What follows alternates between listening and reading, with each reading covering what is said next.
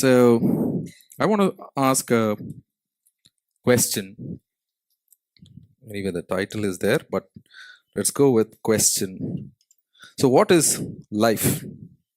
Simple question to start with.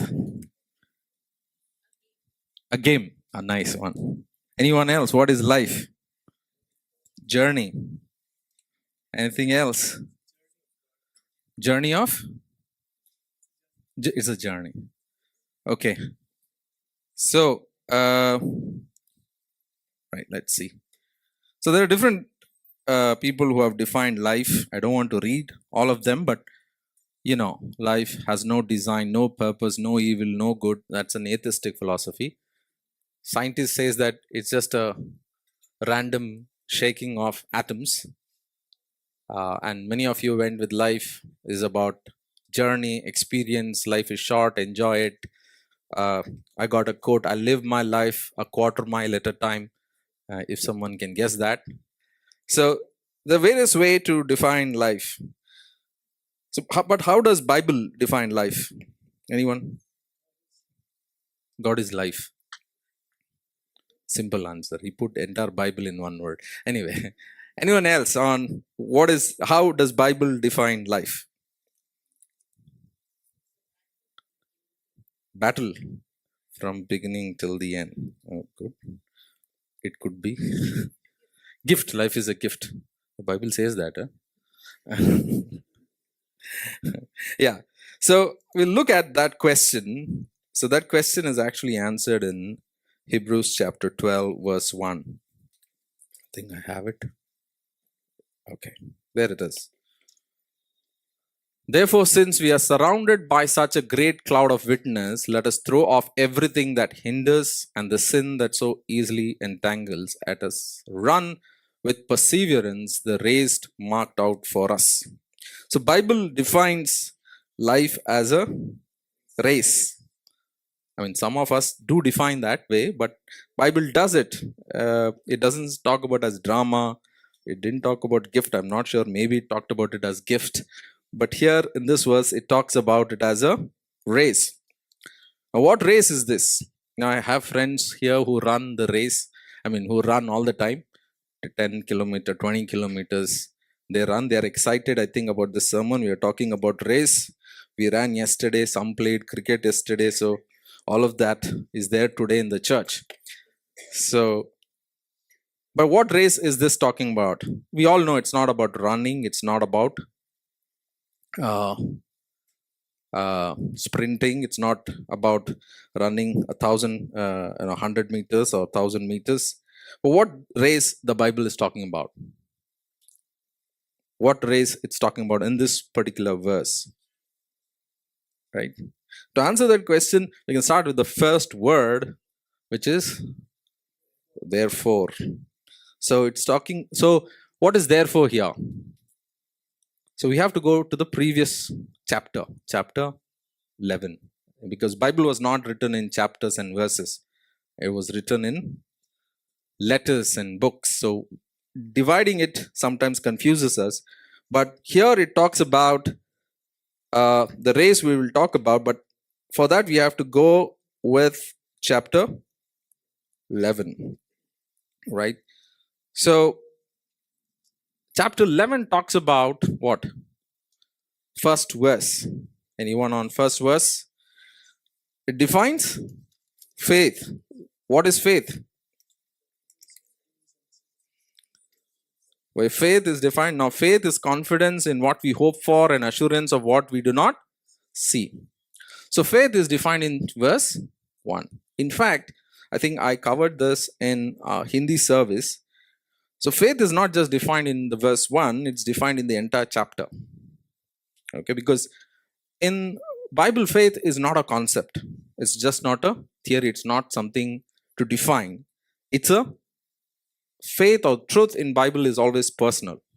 It is how the life is lived out. And that's what the entire book of chapter 11 talks about. How faith is lived out. The definition is in the chapter 1. Like in any training, we give the objective in the first slide and then we run through the entire presentation. So is the verse 1. It gives you what faith is, right? what faith is? Now, in confidence what we hope for, and assurance about what we do not see. And if you read the entire chapter 11, that's what it talks about. It talks about how people live their life for the things they did not see. Like Abraham searched all his life. God called him out of Ur and said, okay, go to the promised land. Did he go? Was he been to promise? He was. He roamed around a lot of time, right? Ultimately, what did he discover? He couldn't discover Isaac, Jacob, but Abraham actually understood one thing when he was roaming around all these places, that the promise that was promised to him was not a city built out of human hands, right? He was looking far beyond what he could see, not the promised land that he could see, but the promised land he couldn't see. So that's how the faith was defined in the life of Abraham. So is every person there.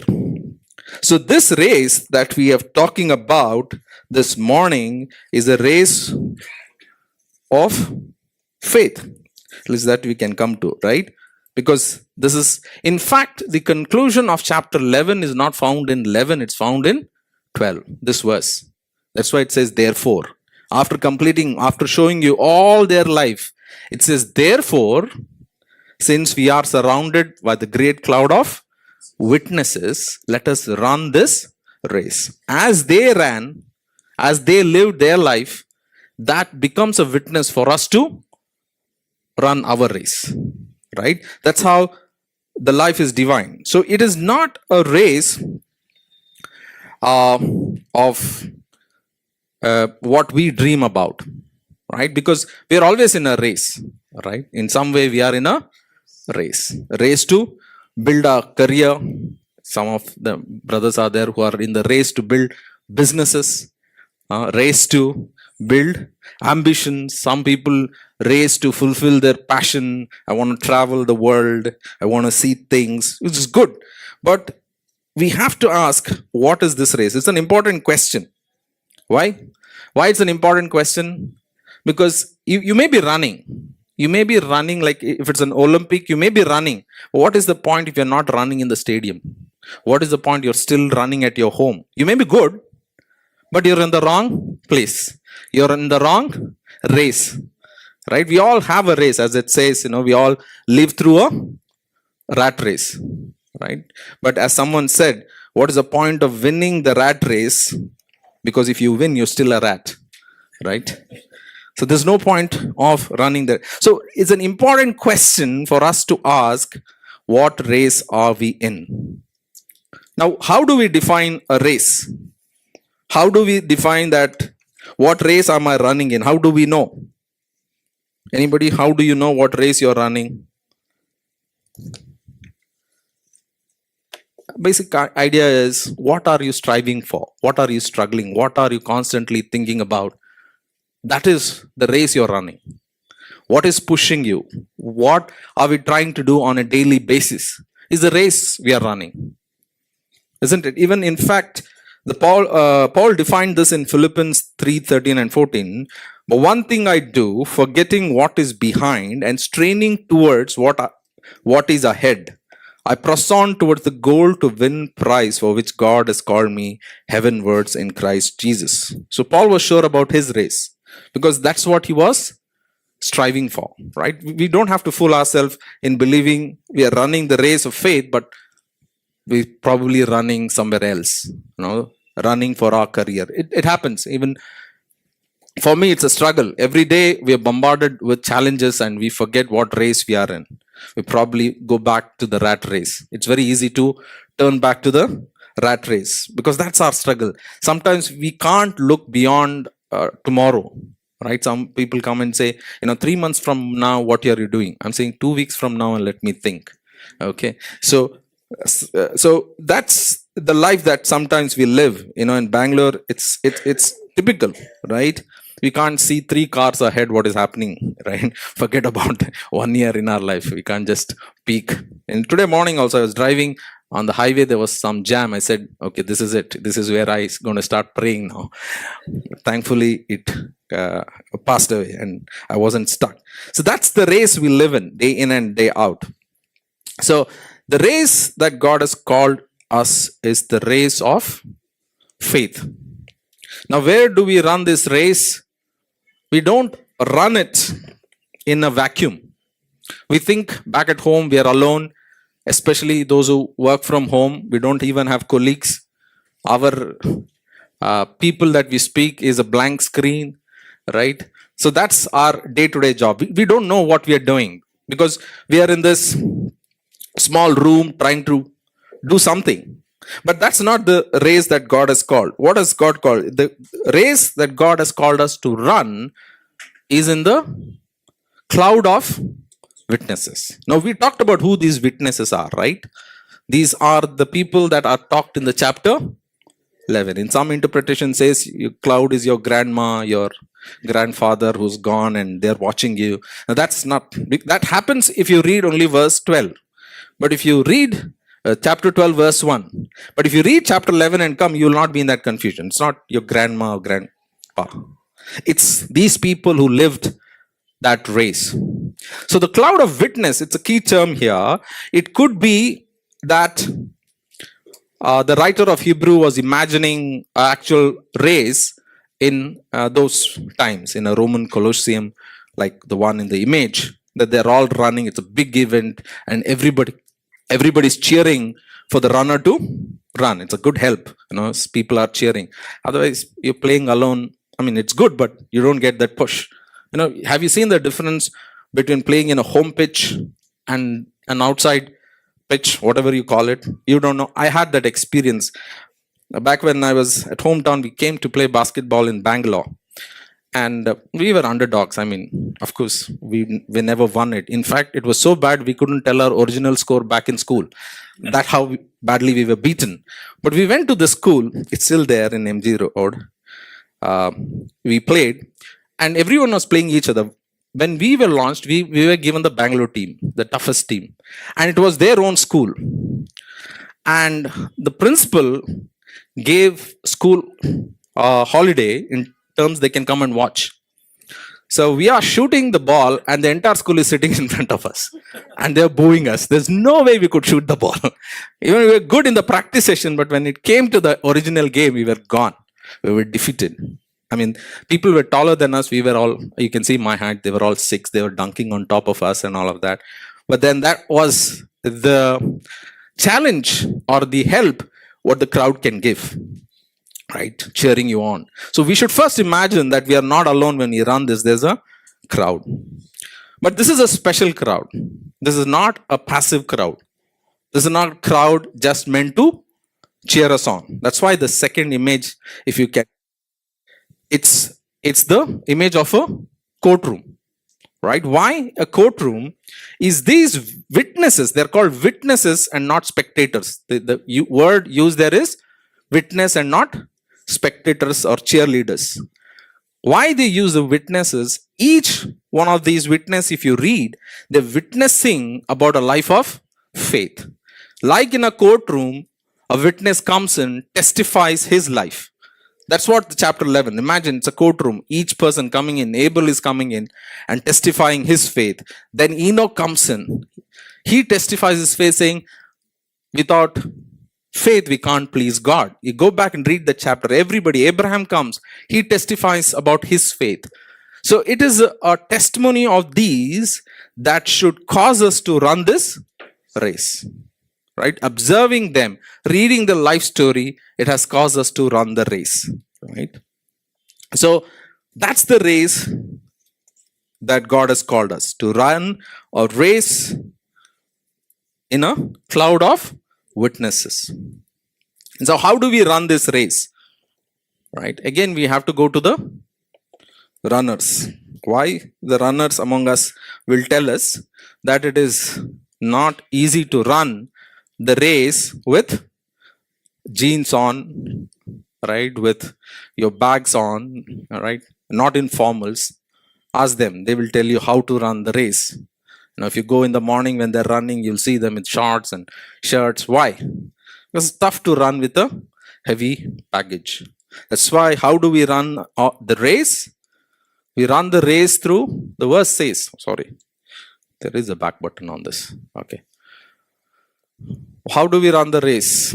Let us throw off everything that hinders and sin that easily so entangles.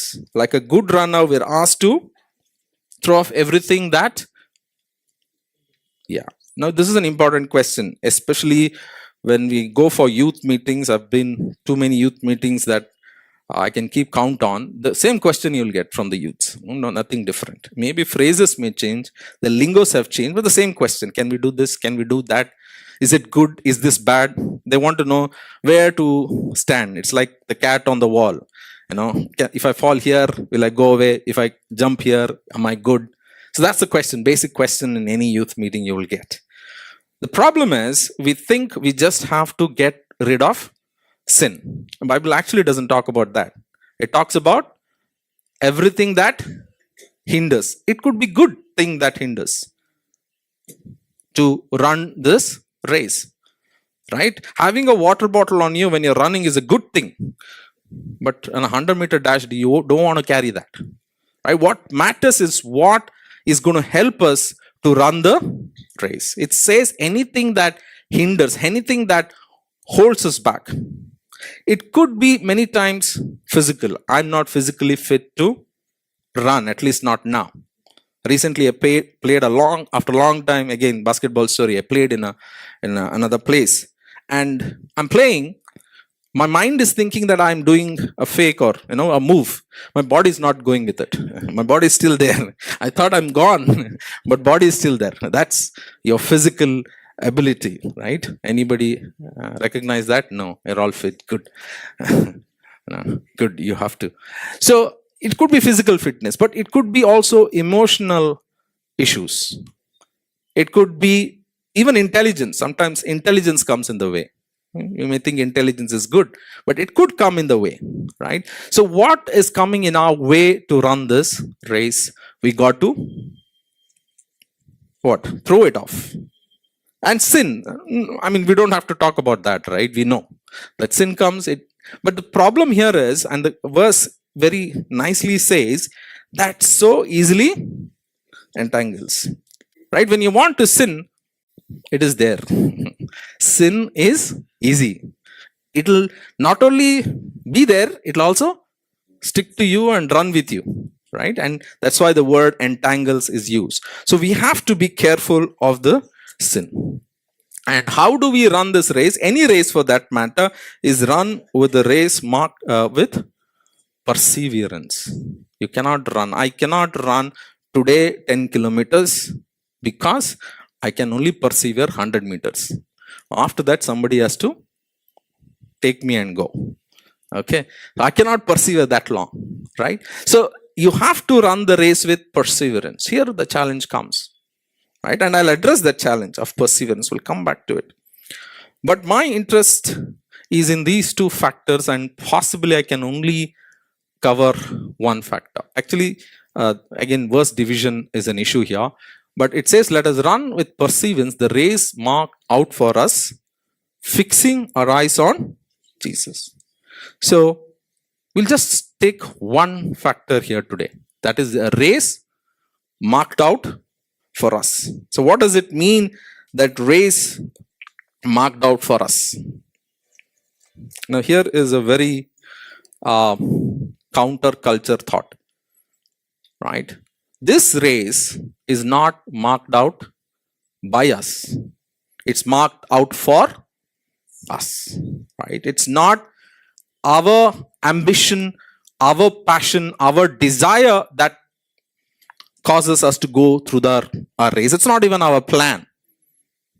It's a race marked out for us, right? So what does that talk about?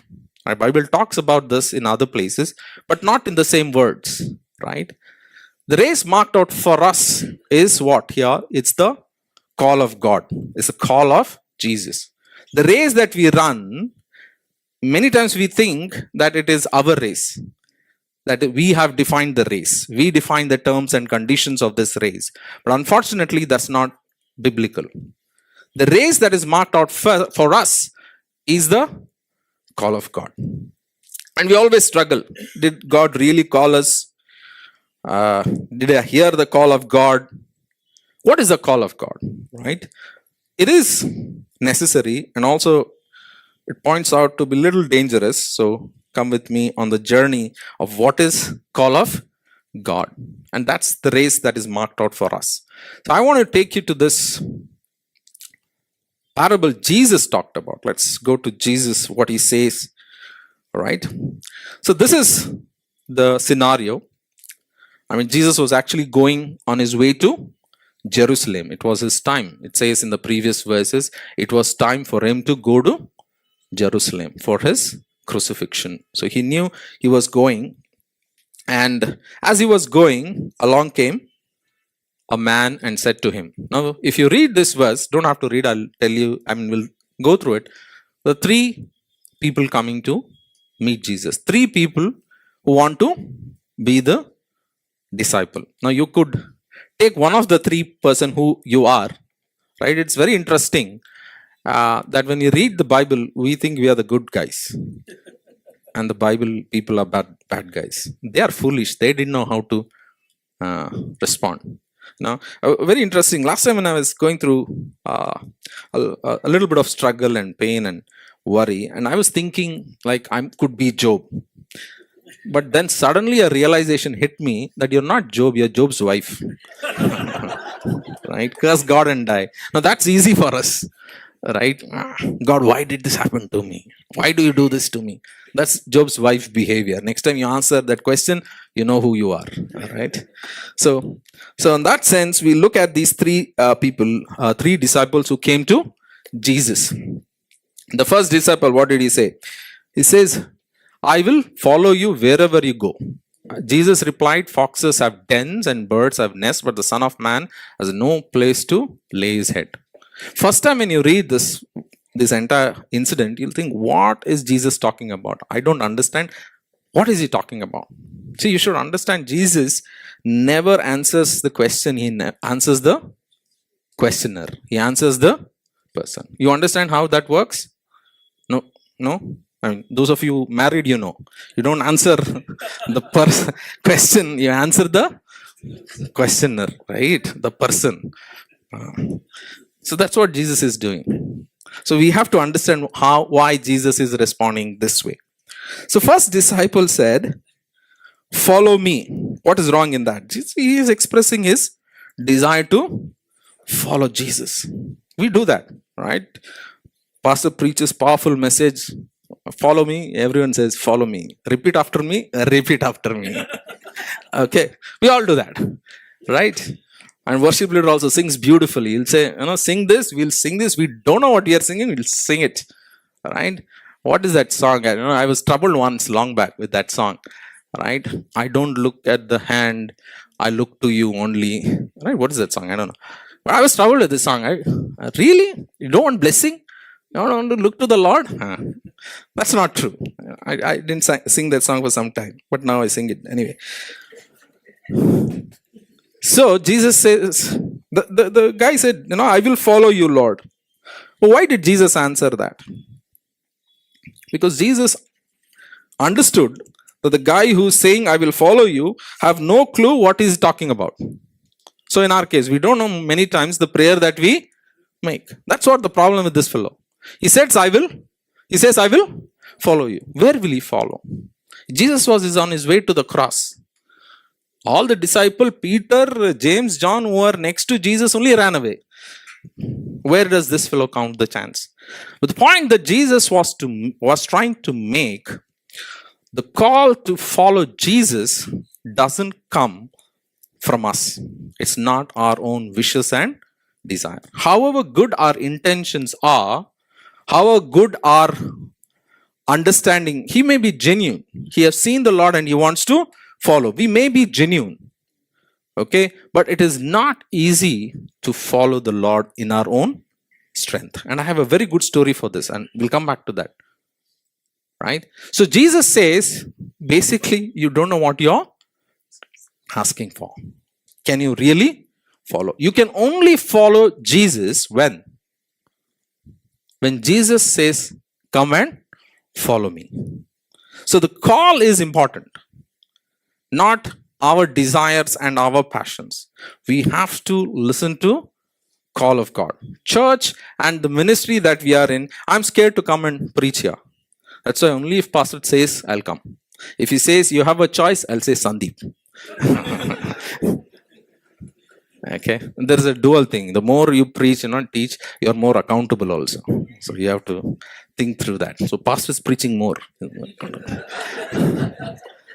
Right? So the call is important here. Not our desires, not our passions, not our plans. We cannot plan to follow God. God has to call us. We have to listen to the call of God. Right? Now, if you listen to the call of God, let's look at the second disciple who says, Jesus says to him directly, what he says? He said to another man, follow me. And there's the call of God, right? The second man, God says, follow me. The call is there. So he's excited to follow. But what does he say? Let me go and bury my father. Right? And Jesus says very rudely here, let the dead bury their own dead. And you may get offended with Jesus now. Have you figured that? Pastor spoke on offense. Jesus, whenever he spoke, there was some offense. Somebody got offended. In fact, people got so offended, they crucified him. Right? So that was the offense, what Jesus spoke. Right? But here, what Jesus is trying to say is not that he was insensitive to the person's need. You have to understand what the person is saying. What is he saying? His father is not dead. He's saying, let me finish my family responsibility and then I will come and follow you. Right? I mean, who has been there? Right? We always say, let me finish college. We will do it, Lord. And now I figured out college only I should have done it. Now it's family, kids, job. College, only one thing, go to college. In our days, don't go to college. No problem. Right? Now you have to go to office. Right? There's no bunking, and now you don't have what you call somebody taking your proxy. Thanks, man. Somebody giving you a proxy. There's no such concepts now. They'll take biometric also. But yes, so Jesus is telling, we are all been there. We say, let me finish my college, let me finish this project, let my finances get stable, then Lord, I will give it to you. Everything. Finance become everything fine. I have excess, I'll give you everything. Okay. We all have this. But that's not the point. What is the point? When God calls you, I think this I took from Dietrich Bonhoeffer. It says, nothing on earth, however sacred, must be allowed to come between Jesus and the man he has called. When we receive the call, because it's not a call of man, it's the call of Jesus, the Creator. The God himself is calling you. So no excuse, however good enough, should come in between the call and the man. That's why Jesus says, let the dead bury the dead. You come and follow me. Right? So our excuses doesn't hold good. Right? So any excuse you think, the guy thought over it. He was good in excusing because he was following 10 commandments. If you think about it, saying, let me honor my father and mother. And he was trying to do his duty. But when the call comes, you have to go for the call. Jesus is actually above the law itself. Right? Now, let us go to the third disciple. He's also a very interesting character. Many of us could count there also. We can be in disciple 2, disciple 3 also. What did disciple third fellow did? He said, still another said, I will follow you, Lord, but first let me go back and say goodbye to my family. He has heard the second fellow. After that also he's talking. I will follow you, Lord, but first let me go back and say goodbye to my family. Now, the problem with this guy is, first of all, Jesus did not call him. He actually committed mistakes of both the fellows. Okay, the third fellow is intelligent. I will follow you and I have to tell my family also goodbye. So what he's saying is, so this is kind of the guy who wants to follow but doesn't want to follow also, right? You have been in that situation, huh? Riding on both boats. So this is the kind of guy, because that's what he says. I want to follow you. You are my master. You are my everything. The famous story goes, I love you so much, but let the rain, I will love you so much, I'll bring the stars and moons and everything to you. But let the rain come down, then I'll come and meet you. Right? Or somebody said, I can write a book on pain, but let this tooth pain go away. Right? So that is the kind of person we are meeting here in the third fellow. He wants to do, but he is finding himself an excuse not to do. Jesus didn't ask him to follow, but he's saying he's committing. And see, this is the confusion many of us are in. I count as a third guy. I want to do this, I want to do that, but I'll find a good excuse not to do. Like, same thing, I want to run morning, get up, do everything. But yesterday night I slept late. Right? We find that excuse. We're good at that. And that's what is Jesus trying to answer. He says, no one who puts a hand to the plow and looks back is fit for the service in the kingdom of God. Right? So if God has called, right, first thing is the call of God. If God has called, we shouldn't give an excuse. It is. Now, I understand many times when God calls us, this is the problem, the underworking problem, let's say. It's the uncertainty. It's the, we're not clear, right? God is not clear. Called Abraham, come. Where you taking me? Come. Is water there? Come. Right? What is there? Come. Right? So, God is not clear because that's how he operates. Why? The answer is here. Why is there uncertainty in the call of God? Is only in this situation faith is possible. If God gives you tomorrow in the bank, you'll get 3 lakh rupees, step out, 15th of next month, another 2 lakhs I will deposit, third month, everybody will go. Money is coming, we are happy. Right? But that's not the call of God, because that's where faith is not possible. God calls us into a situation where faith is possible.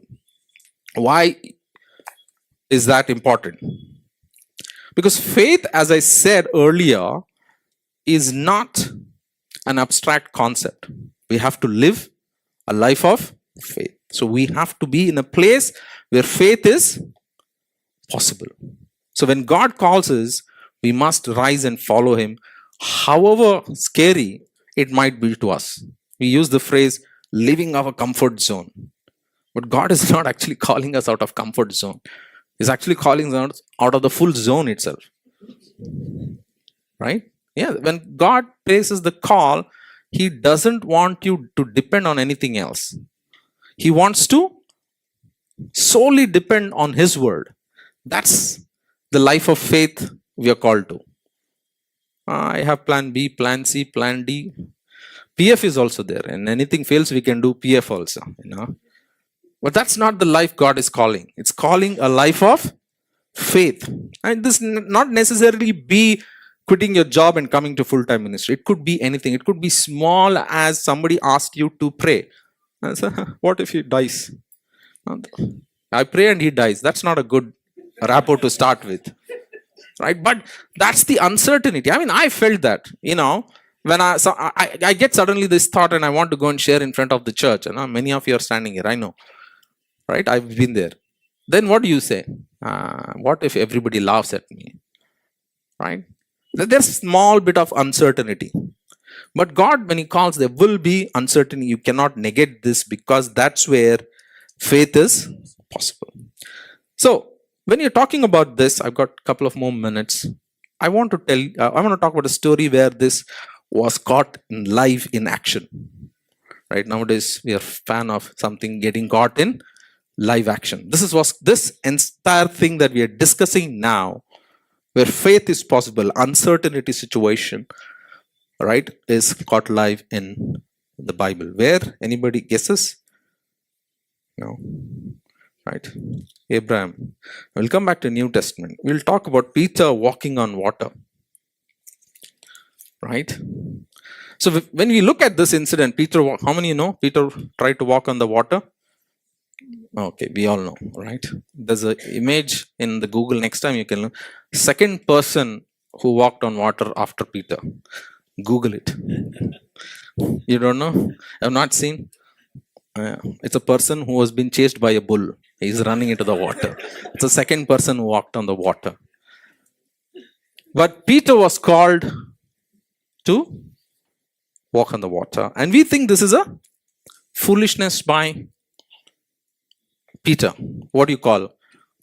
Foot in the mouth disease, right? You speak before you think. And we think that is the problem here, right? Peter spoke, he went, he drowned. And all the disciples says, hey, this fellow drowned. Why he had to go in the first place? Simply can't he sit in the boat? We are all sitting in the boat for what? Right? Imagine the other disciples. And we also join them. Peter is a foolish fellow to try to get out of the water. Storm is there. Jesus is walking. Sit in the boat now. Jesus will come. Wait, have patience. Here we'll preach perseverance. Have perseverance. Let him come. He'll come. But it is a classic example how to live a life of faith. Right? So, because the situation was very scary. I mean, he's a fisherman. The sea is raging. We have no clue. We are all land mammals. We have never traveled in the sea. Just probably 500 meters would have gone in a boat. That too, we're scared. You know, the boat goes like this and we are all... And then we blame Peter for that. So it was a raging sea. Even if it was not raging a sea, it was illogical for Peter to walk on the water. In fact, there was no necessary. Why he had to walk? What did he achieve? He didn't even catch a fish. What did he do in the water? Right? We all think we are all logical people. Right? We all think. So, but this was a situation where faith was possible. He needed faith now to walk on the water. Now, Peter got it right. Peter did get all those three disciples that we talked about. Peter got it right. Peter said, no, nothing doing. Let me walk. But what did he do first? He says, jump out of the boat. What did he do? Remember, I have not put the verse. I'm also conducting Bible quiz. That's why I have not put the verse on the board. Lord, if it's you, tell me to come to you on the water. So he knew that if he jumps, he will definitely drown. He wanted Jesus to call him. He understood that call of God is important to step into faith. Right? We shouldn't try. Like for example, we all, I don't know how many of you did like Benny Hinn and all, we want to call name and shout people's name and try to heal someone. That's not going to work. Even if you decide this is a situation of faith and we want to jump in and we'll do something, it's like those disciples who wanted to chase away the demons. What did the demon say? Jesus I know, Paul I know, you I'll beat up. That's what happened. Right? So we cannot imitate someone. That's why the call of God is important. So that's Peter recognized that no, Jesus is calling me. I got to, then only I can step into the water. It was not from my own strength, imagination, determination, whatever you call. But until as Jesus called him, good thing he did not step on the water. Right? And yes, that was the risk he took. Now here is the key. When Jesus said, come, Peter jumped off the boat. That act showed his faith. Now that's an important distinction that we have to make. Right? When Jesus calls you, what you do is what faith is. If Peter heard Jesus say, come, and he went back in the boat and said, Jesus said, come. You didn't hear? You all fellows are hopeless. Jesus told me only to come, and he sat in the boat and he never jumped off the boat. What does that display? That doesn't display faith. Why? Because as it says here, only he who believes is obedient, and only who is obedient believes. Because faith and obedience are tied up. We cannot separate them. If you say we have faith and we don't obey, the question is, was there faith? Was there faith before? And you cannot have obedience without faith also. Then that's just some work that you're trying to do. Both are needed. So we talked a lot about faith this year. I don't know why, but I think Pastor did a couple of series on faith. If you remember, well and good. Otherwise, Pastor will feel bad. So he preached on faith, and many other sermons. Even I think in the morning Kannada sermon, they preached. Apish preached on faith. So there is an aspect of faith. But what I understood when I was preparing for this sermon are two things. One is obedience is necessary to exercise faith. Otherwise, faith without works is dead. And many people have this argument. Paul said, faith alone can justify. James says, faith without work is dead. Bible is contradicting. Now the problem with those people who ask those questions is they think Paul wrote Pauline letters and James wrote James letter. Right? They didn't write the letter. It was the inspiration of the Holy Spirit. The same person who's talking in the Pauline letters is the same person who's talking in the James. So what both the book put together comes to this point, that faith without work and work without faith doesn't happen. Both are necessary. Now I think many times I have discussed with many people why we don't have the faith, why we don't have healing. And in many discussions, I've put forward on my own thought that saying we're not in a situation where faith is possible. Maybe I'll not use that word. I would say go to places. I say you don't see healings and miracles in our church necessarily because nobody's really sick. We don't see demons cast out. Nobody comes with demons, right? So you have to go place where those things are, right? That was my understanding. But when I was preparing this sermon, that's the change that I had to make. The change is there is nothing in the situation. It's not the situation where faith is possible. It's not a situation about faith is not possible. What differentiates is not the situation. What differentiates is the call. Have you been called? That changes the game.